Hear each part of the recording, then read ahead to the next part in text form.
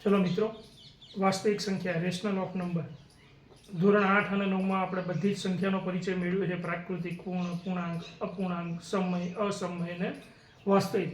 તો એની વાતો ન કરતા સીધું જ ધોરણ 10 નું પ્રકરણ નંબર 1 વાસ્તવિક સંખ્યાઓ એનું પહેલું સ્વાધ્યાય 1.1 એના પહેલા પ્રશ્નના 5 દાખલા છે જે આપણે જોઈએ।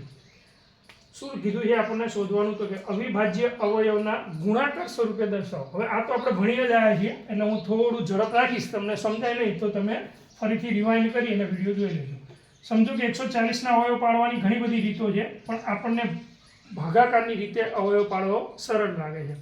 બાકી તમે વૃક્ષની રીતે પણ પાડી શકો, ગુણાકારની રીતે પણ પાડી શકો, પણ ઊભી રીતે પાડીએ એમાં મજા આવે।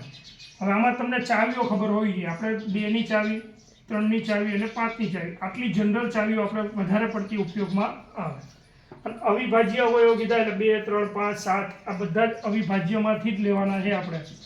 આના સિવાયના આપણે કોઈ અવયવ લઈશું નહીં।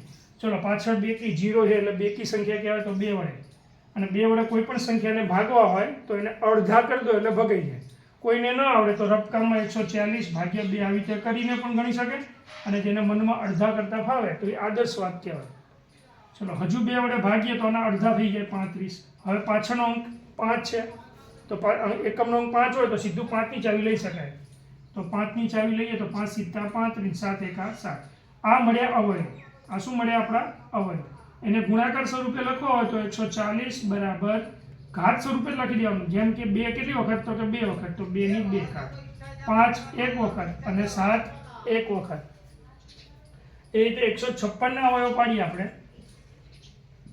તો પાછળનો બેકી છે તો આને પણ 2 વડે ભાગીએ। હવે આના અડધા કરતાં જેને મનમાં ફાવતા હોય એને સારું, ના ફાવે અડધા કરતાં તો ઊભા ભાગાકાર કરી દેજો। 2 સીધા 14, 2 અઠ્ઠા 16, 2 તરી 6, 2 નવા 18। 3 વડે હવે ભાગ ચાલશે, જોઈને ખબર પડે કેમ? તો કે 3ની ચાવી આપણને શું કહે? તો કે જે અંકોનો સરવાળો 3ના ઘડિયામાં આવતો હોય, આપણે અંકોનો સરવાળો કર્યા વગર ખબર પડે કે 3 એકા 3, 3 તરી 9, 13 કોઈ ઘડિયામાં ના આવે કારણ કે અવિભાજ્ય સંખ્યા છે। તો આ મળ્યા એ શું કહેવાય? અવયવ।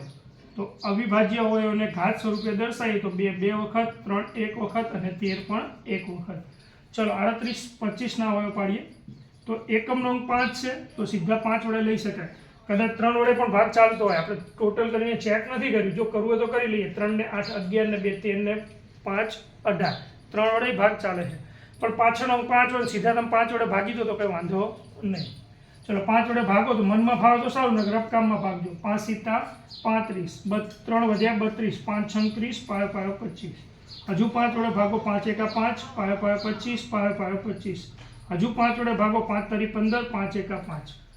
ફરીથી કદાચ ભૂલ થઈ નહીં ને આપણે ચેક કરીએ। 5 સીધા 35, 3 વધ્યા 32, 5 36, 25, પાયો પાયો 25 બરાબર। 5 એકા 5, 2 વધ્યા 26, પાયો પાયો 25। હા, અહીંયા ભૂલ થઈ, 5 તરી 15।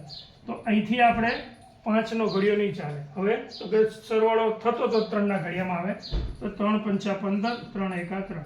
હજુ 3ના ઘડિયામાં આવે, 5 ને 6 થાય એટલે 3 એકા 3, 3 સીધા 21 અને 17ના ઘડિયામાં 17 એકા 17। અહીંયા લખીએ આપણે 38 25ના અવયવ। તો શરૂઆત નાનાથી કરીએ તો સારું, તો કે 3 નાના છે તો 3 કેટલી વખત? 2 વખત, તો 3ની 2 ઘાત, 5ની 2 ઘાત અને 17। કદાચ આડાવડી લખીએ તો આનાથી કોઈ ફરક પડે નહીં। તો મિત્રો, આ રીતે તમે જોઈ લેજો। થોડું હું સાફ કરી દઉં છું 2 દાખલા, તમે એને સારી રીતે પાછું રિવાઇન્ડ કરીને જોઈ લેજો। 5005 અને 7429 એ તમે બંને દાખલા તમે જાતે ટ્રાય કરો, પછી બીજા નેક્સ્ટ વિડીયોમાં આપણે એના અવયવ પાડીએ।